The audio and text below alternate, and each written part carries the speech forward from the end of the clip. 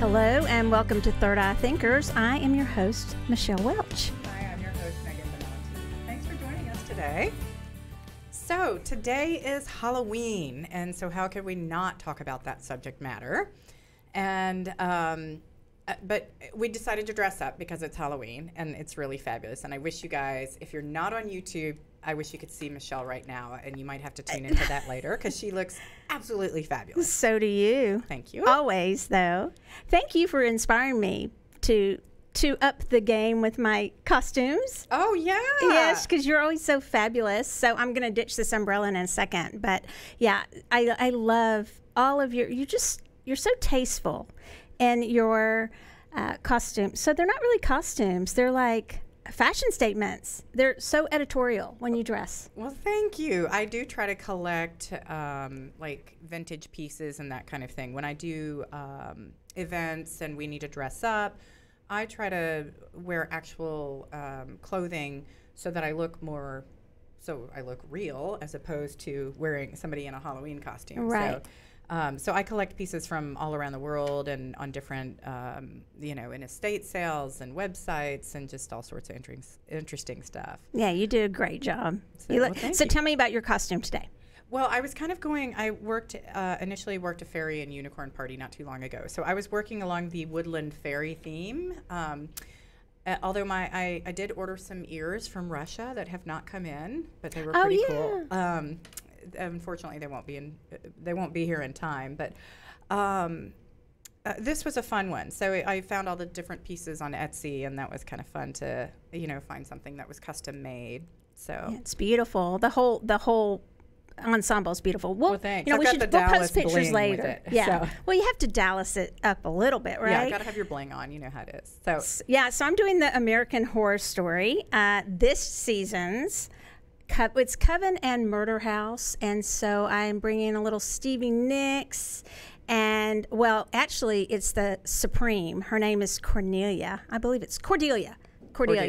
And I can't remember the actress's name. She's fabulous. She's on just about every season. In fact, I saw her in New York City in a play with Christian Slater. It was actually The Glass Menagerie. Wow. With her and Jessica Lange. Nice. And they were so good together, and it was so interesting then to see them move on to do American Horror Story. Yeah. So this season we've been talking about, it's great. So that's what I'm wearing today. A little Stevie, a little American Horror Story. Yeah, you look really awesome. And she looks very Stevie Nicks, and I'm like, it just takes me way back. So yeah, Stevie's a favorite. Yeah. I mean, like, I think I posted on in social media somewhere, I posted that I think I am a Stevie wannabe, and I would love to say I was her in like past, present, and future life. I think I would be okay with that.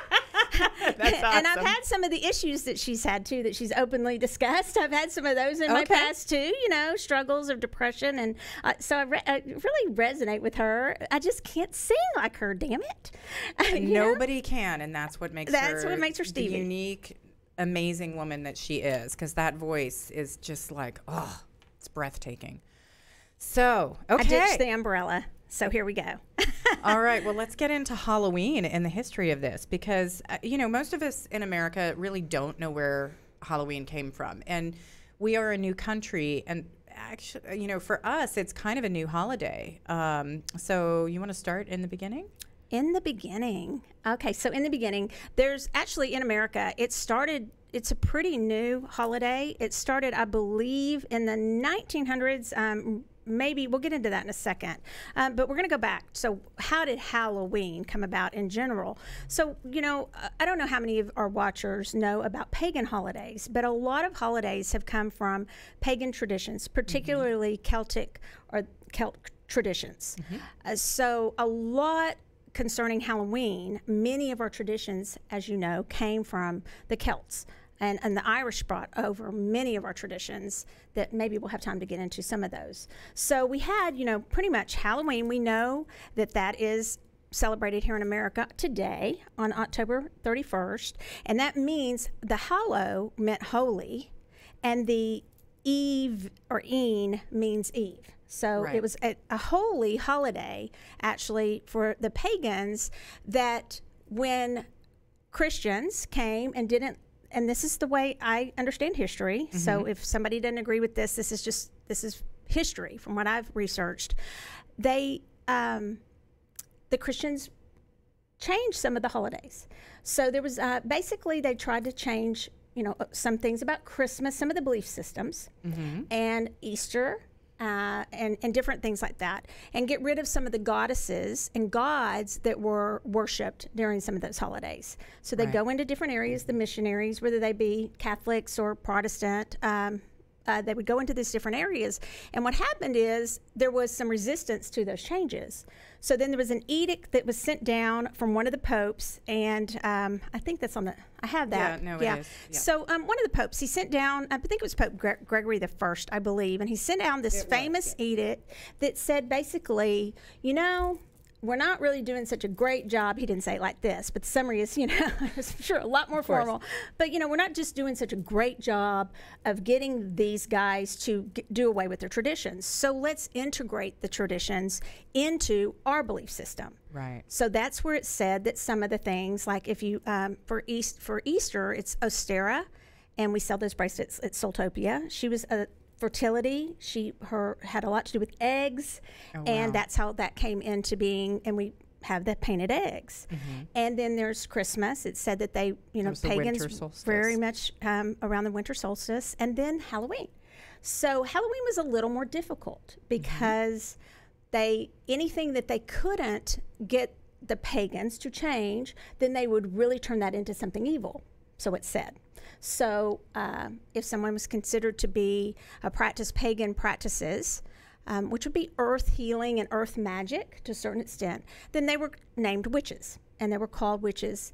And like the crone from back then, I don't know if you want to speak to that, but the crone was not really, there's the three phases of womanhood, the maiden, and then the mother, and then the crone, and she was an old wise woman. And she represented the Samhain or Samhain holiday, and it looks like Samhain if you're spelling it out. And so a lot of people are like, what is that word? But that's what the original holiday was, and it was the end of summer, so summer's end, summer's wan or ween, and then they had to correlate that in with different holidays. And so rather than to completely obliterate what the Celts were, worshiping, they wanted to integrate and combine that. And the crone was represented for Samhain at that time. And because, and the crone is the old woman. And part of that was because this was the day that the veil was thin. Between, the living and the dead, because the dead could return to earth. And so in old Celtic lore, the people would dress up either as scary spirits or ghouls to try to scare away any spirits that might come, or if anything scary came through, they might just ignore them because they weren't human, Right.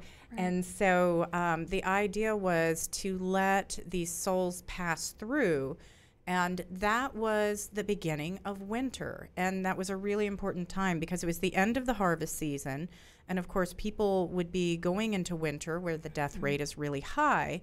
And so you would make sacrifices at a bonfire.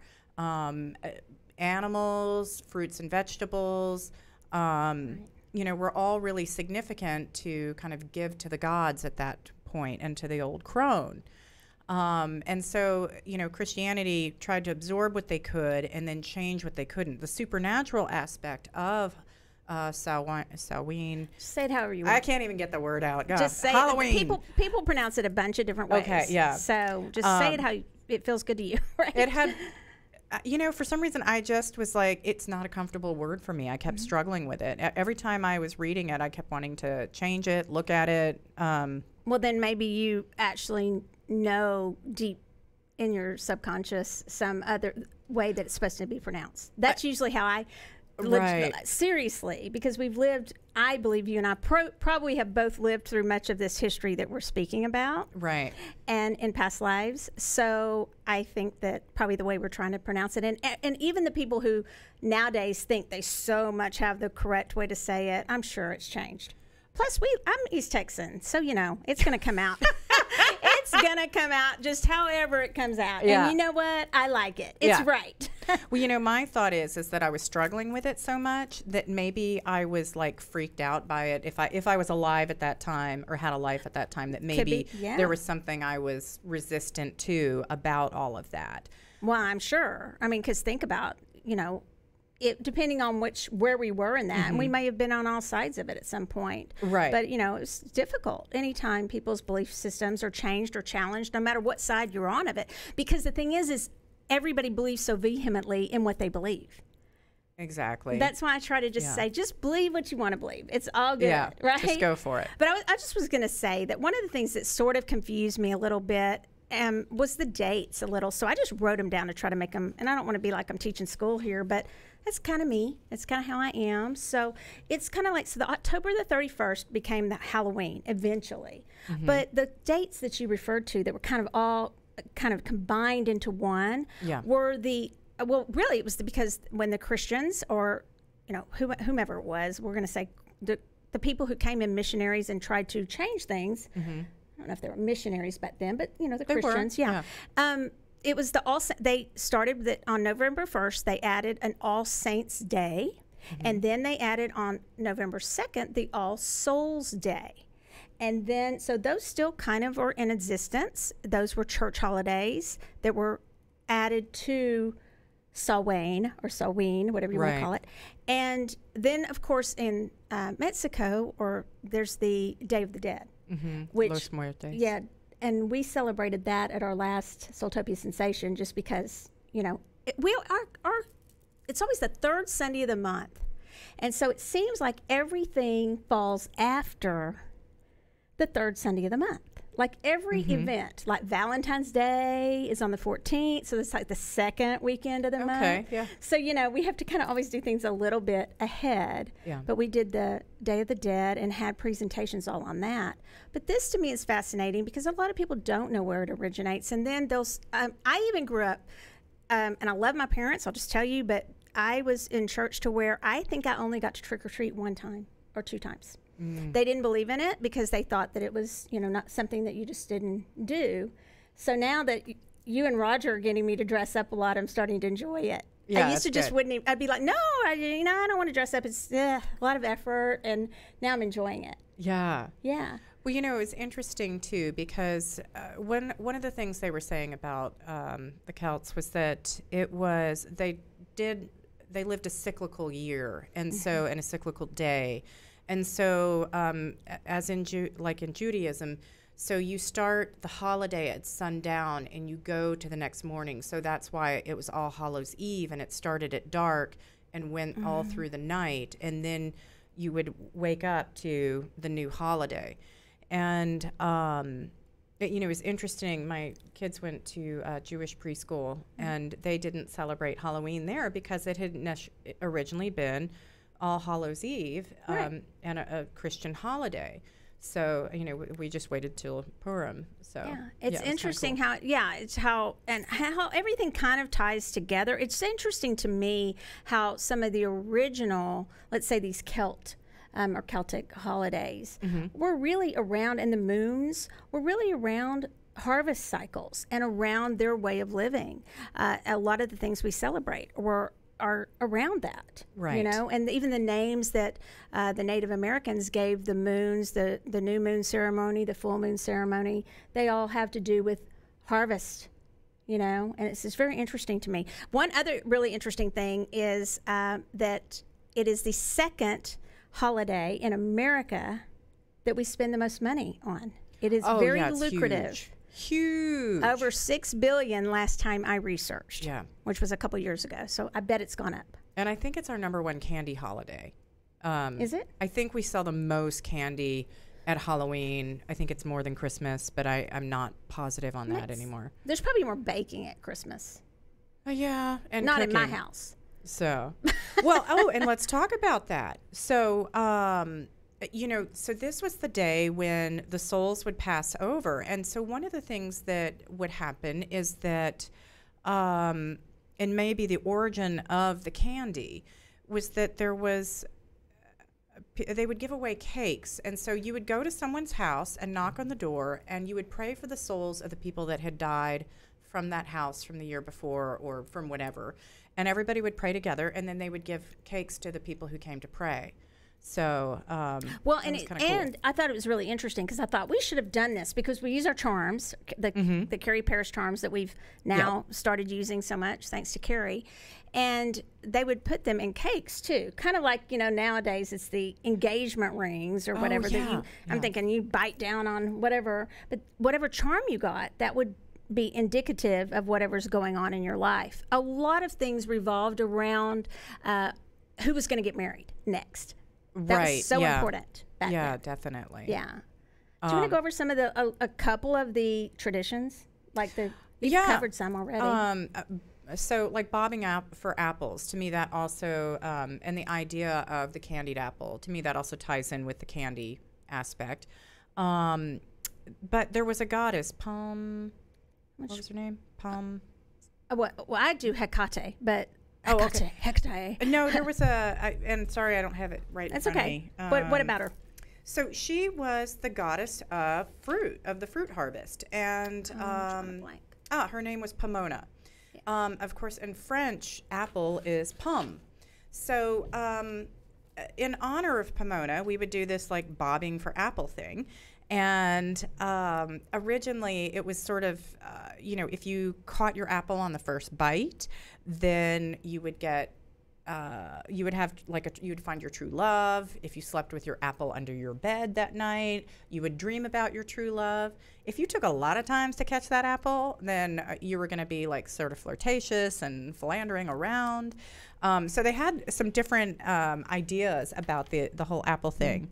And, we don't actually do that one anymore. And I think because, we're so worried about germs and that kind of thing. Because you got to think about all the slobber. When my kids were little, some people did it. And I was always just like, I'm going to mess up my teeth. I'm not doing that. I'm so vain. I'm don't get my hair wet. That's not, I'm not getting, I guess. That's so funny. I don't need an apple to find my true love. Yeah, well, and I didn't know why we did it. I just knew that was something we did growing up. I'm not sure if they still do it very much. I mean, it maybe seems like not. People are more pick up the because everybody duck dresses up and they don't want to mess up their. Yeah, but nowadays people like pick up the duck out of the baby pool, and look at the number instead of like bobbing for apples. Clearly, I'm clueless. Another tradition. Many of them came around, what are witches and how did they get that name? And a lot of you guys know already some of the stuff about witches. But as far as the hats, I didn't wear a pointy hat today because that's not like so cool, really. I mean, there's nothing wrong with it, but these are cooler, right? From American Horror Story. So I got one, though. I mean, I have pointy hats for costumes, but really that was aristocracy. They wore those in England in the 15th century. And then it kind of trickled down to other people who could afford the hats. So it's kind of a fashion statement, really, is what that started as. And then even the broomsticks. A lot of women who were accused of being witches were very, very poor. And so they would, instead of having horses, they would have broomsticks and they would or canes, and oftentimes for their walking canes, for them to have to walk so far, they would use a broomstick. It would double as their walking cane, and for cleaning. So then that's how that is said to have come about. So some of those things with the walking sticks, the pointed hats, the crone. The crone is believed to be, the cauldron is something that I use still for just herbs, to mix herbs, because, especially Roger, because he's a little, I call him my little witch. He loves his herbs. So, but the cauldron was actually a symbol for Mother Earth and being reborn, or a place that you would go while you were waiting to be reincarnated. Oh, that's right. Yeah, I remember reading about that. And so when I referred to, and I've been told how to pronounce this because it reminds me of Princess Bride, Hecate. Hecate or something like that. I always make fun of it, but it's Hecate, and she's the triple goddess, crone, mother, maiden of the cauldron. And we actually have a bracelet for that, and I'm wearing it Nice. at Soultopia. Yes, because she's very much about wisdom, all the things of those 3 times. So it's kind of interesting. So the cauldron, the pointed hat, the broom. Oh, and the black cat. By the way, in Ireland, Scotland, and one other country, those are considered good luck if they cross the road. Oh, that's great. That's good. Yes. Well, one of the things that happened here in the U.S., Halloween wasn't taking off because, we were established by Puritans. And so that was all left behind. But when the Great Potato Famine hit Ireland in the middle of, or the early... It's like 1846. Oh, okay. Yeah, 19th century. All these Irish came over. And so with them came a lot of their belief systems. And in Ireland, the bonfire, which was initially, huge, and one of the interesting things with the big bonfire is, they would all wear costumes and dance around it, and then they would take part of that flame home and light their own hearth with it for protection throughout the next year. So the bonfire kind of dwindled down over the years, and the costumes went from spooky ghouls to more woodland fairies and leprechauns and things like that. And then we got down all the way to the fire being a candle in a turnip. And the turnip was the easy root or vegetable at that time to put your candle in. So, but they came over to the U.S. and turnips just weren't that big a deal. So that's where the jack-o'-lantern came from, is that they started putting the lights into pumpkins, and then, you'd carve into the pumpkin to create more light. And there are some other interesting stories. I had some great children's books on Halloween that they're somewhere in my grandson's storage at this point. So I couldn't refer back to them, but there's some really good stories on like the history of the jack-o'-lantern and why we have that. Some really good stories about that I believe are fairly true, or the original folklore about them. Right. So, but that's our story of the pumpkin. Yeah, so. It's interesting.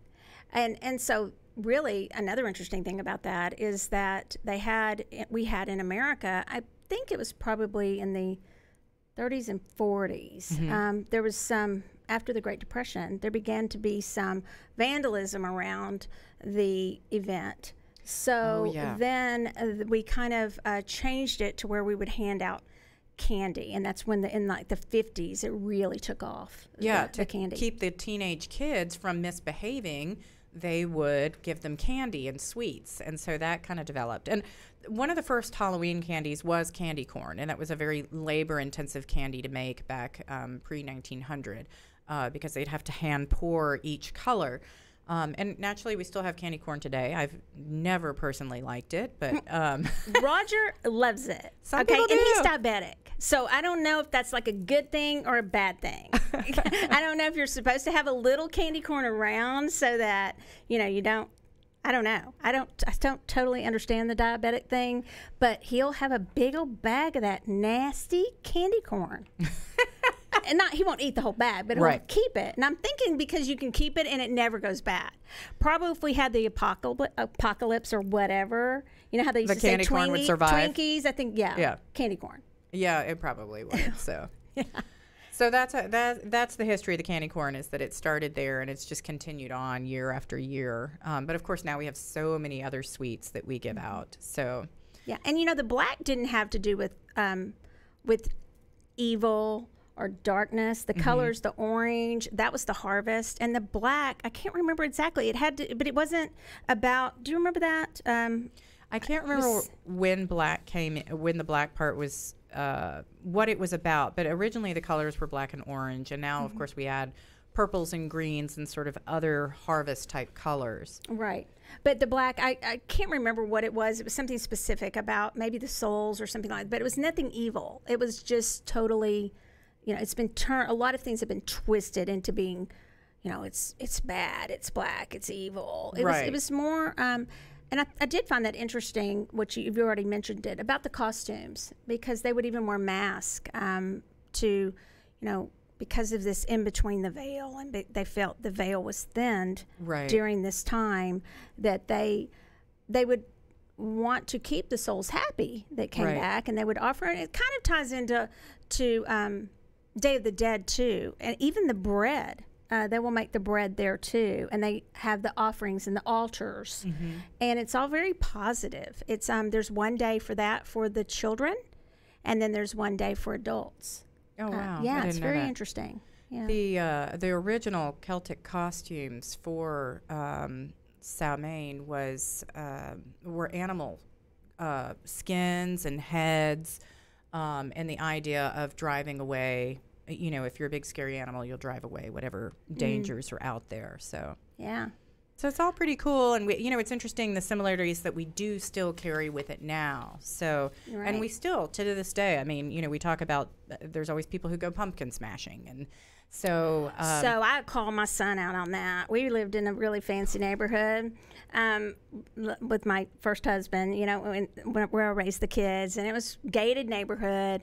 And boy, that he had some friends over when it was the football team, some of the guys on the football team from his school, and they went around and got every pumpkin from the neighborhood. Okay, these were fancy houses, like fancy, and I'm talking, when you go visit, you get huge candy bars like this and blah, blah, blah. And so they would literally, one of the guys had a pickup truck. They filled that pickup truck, Megan, with pumpkins.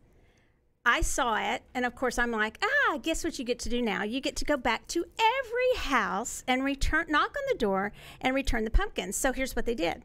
At one of the houses, they just piled all the pumpkins up in front of the door, and they rang the doorbell and they ran, and then the dad answered it, and all the pumpkins fell into his really fancy house. They picked probably one of the fanciest ones. Oh, no. And so, yeah, they were grounded for a really long time. I bet. Yeah.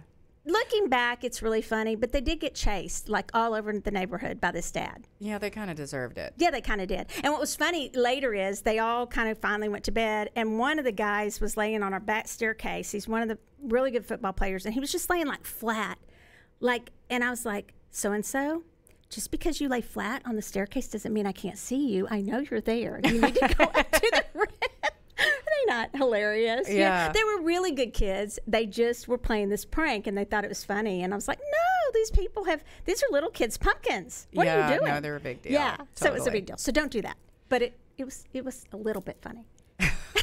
It was. I had a good time last year trying to get kids to smash the pumpkins into the compost bin after we had used them for decorations and at the school. And because this is, I always in charge of different gardening aspects. And so I was like, hey, this is your time. You get to smash a pumpkin. And these girls looked at me and they're like, mm-mm. I was like, come on, here, I'll help you. No.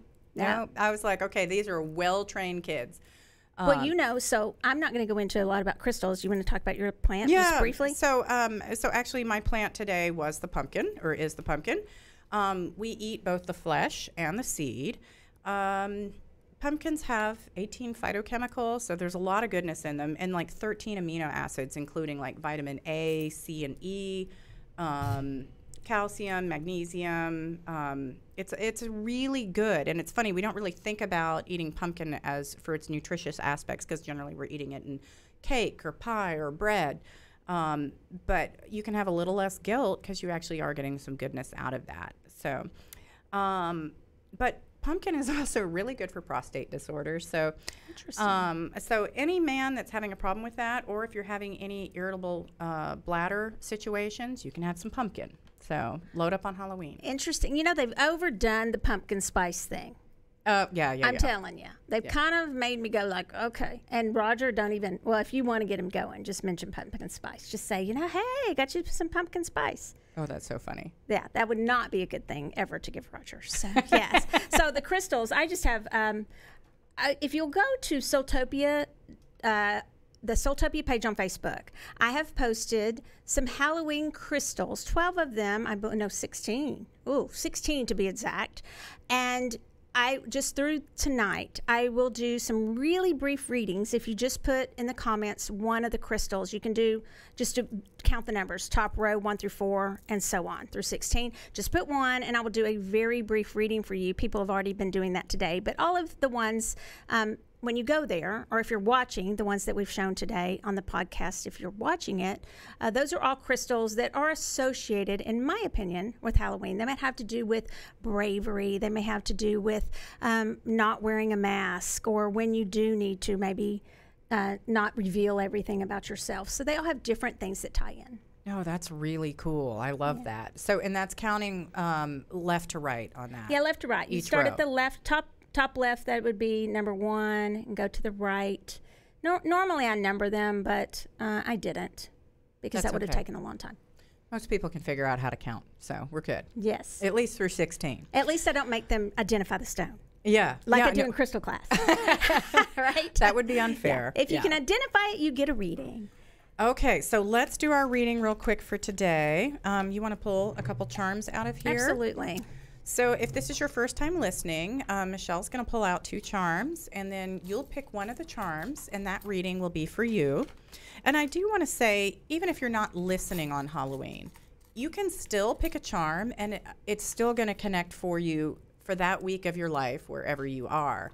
And it's not going to be tied into a year. It's just sometimes that's sort of the magic of being intuitive, is allowing those things to happen and being able to pick up on that continuous energy. Interesting. Yeah. We picked a charm that we've picked before. Or I did. Yeah.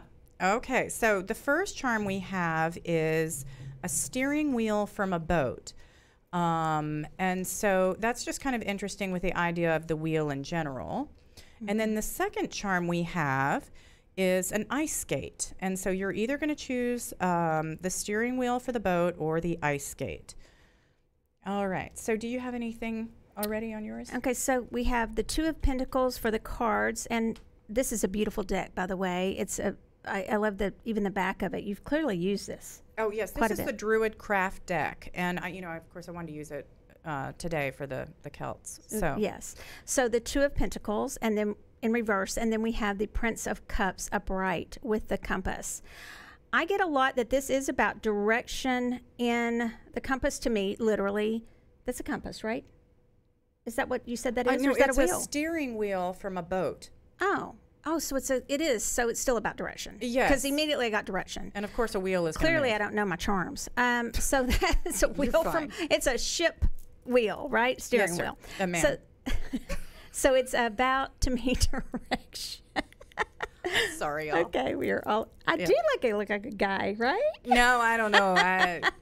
Okay, so we're clearly about direction here for me, and it seems like maybe if you put to this one, you may feel you're off course, potentially in a work situation. It feels like you're trying to decide directions, and it's almost like you don't know which way to go.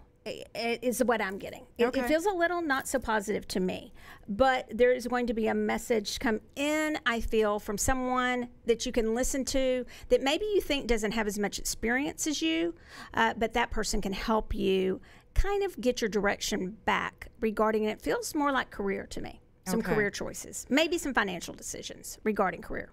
And one of the things I'm getting from it, or getting from it as a whole, is that right now, you're trying to navigate through stuff that is really out of your control and just not easily resolved. And so rather than, I feel like you are trying to force yourself through a storm. And I want you to really focus on what you're passionate about, because this Prince of Cups would traditionally be Knight of Cups. And, what does your heart say to do? You are going to get through this. It's just there's a lot of things that are causing interference, and maybe you're forcing it so hard, and sometimes you got to turn into that storm or into that wave so you don't flip the boat. And I feel like that's kind of maybe where you're at.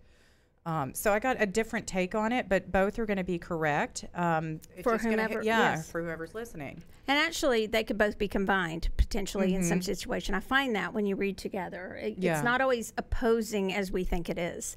It may seem diametrically opposed, but then you look at it from a different angle, or whoever is getting the reading, and they're like, oh no, that totally all makes sense to me. So consider both of the readings and don't just discount one is what I would recommend. As far as the second group with the ice skate, we've received this charm before, or drawn this charm before, and it's an ice skate. And I am immediately getting, and the cards are the Ace of Pentacles upright and Justice. And Justice is one of my favorite cards, by the way. I don't know if you knew that. Of course, no, it doesn't surprise me. I just love it. But it feels to me like there's a situation that feels like it's a new beginning for you. It feels a little tenuous at best to me, a little precarious, a little shaky.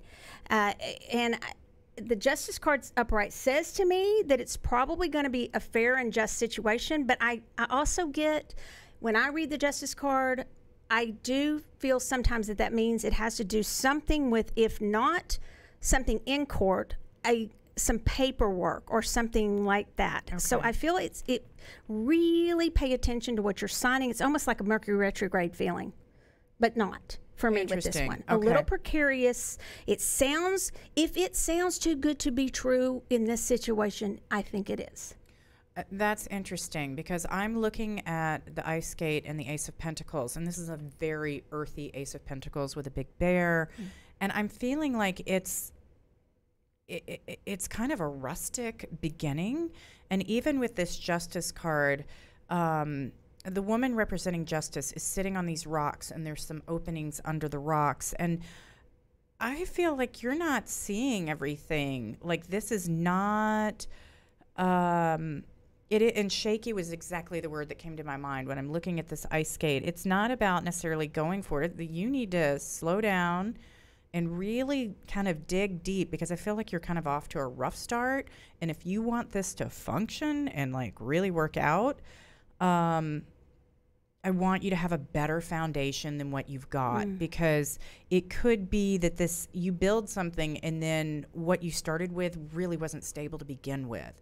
So just kind of be open to slowing down or making some changes, or holding off just a little bit until you know more of what you need to know. I love that the Justice card has the owl in it. It reminds me of Goddess Athena. And when I speak of Athena, she's a warrior goddess, but yet she's very calculating, not manipulative, just very smart. She's very tactical. So I love that. It combines with your having a firm foundation. Before you get into any situation, have that firm foundation, be very strategic. And then if something comes up where you're feeling it goes a little further and beyond that, and you feel like you have to dig in to fight for yourself a little bit in this, then you can do that. But if you don't have that firm foundation, you're not strategic first, Athena would not consider that wise. I love having that owl in that picture. These are beautiful cards. Oh yeah, it's a great deck. It's read really well for me over the years. I do recommend this one. I've had it for a long time. So it's gorgeous. Well, this was fun. Yeah, it really was. Thank you so much for joining us today for Halloween. You've been listening to Third Eye Thinkers with Michelle Welch and Megan Benanti. And if you've enjoyed our show, please feel free to give us a 5-star review. So, and you can subscribe to us on any podcast and on YouTube. We're produced by Real News Communications Network, and we want to give a special thanks to our producer today, Zach, who's filling in, and our social media assistant, Cassie Clayton. Thanks, you guys. Thanks Keep for Third Eye joining us. Thinking.